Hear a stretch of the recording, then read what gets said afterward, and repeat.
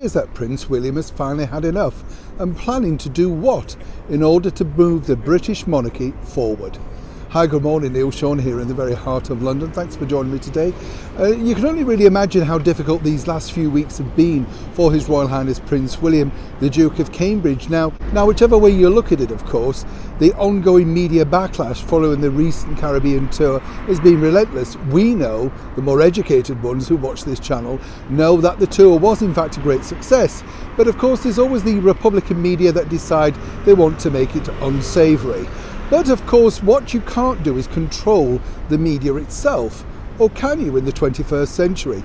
As we've seen with the younger members of the British monarchy, they have taken to social media in a great way, and it's been very successful for them. Recently, of course, Prince Charles and Camilla, alongside William and Catherine, have basically hired brand new media managers to help manage their online media, simply to make sure that they get out their messages that they want. And when you actually follow them, and I would suggest you do get a broader picture, because whatever the papers are reporting is truly not what you're seeing firsthand from the cameras, from the people who are waving enthusiastically, can't wait to meet them, dance with them, take pictures with them, that sort of stuff. But now Prince William has decided that he wants to have a bigger control, and I think this is a very shrewd and clever move by our future king in waiting.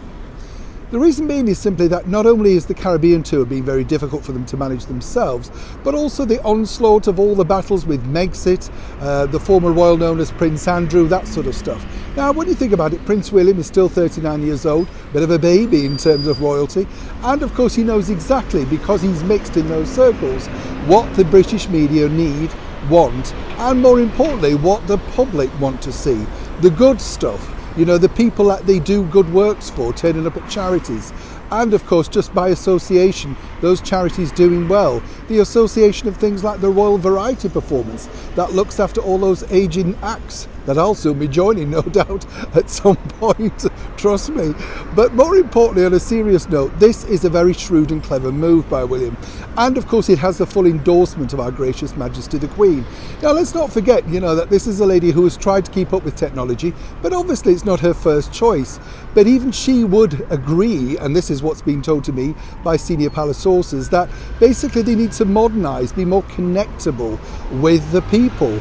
We've slowly seen this happening, but of course now they realise that far from retreating and not answering back, as we saw of course when Prince William was viciously attacked, I felt, when he was leaving that school that day by Sky News, when that reporter dared to ask him, are the royal family a racist family? That was the first time that we saw William step out of, if you like, royal character, and rightly so. He wants to do more of that. So moving forward, what I'm being told is that Prince William will be taking full charge of not just only the ongoing social media and general media in, basic terms, but also exactly how the Platinum Jubilee will be panning out, and of course putting his own, rather unique twist on things.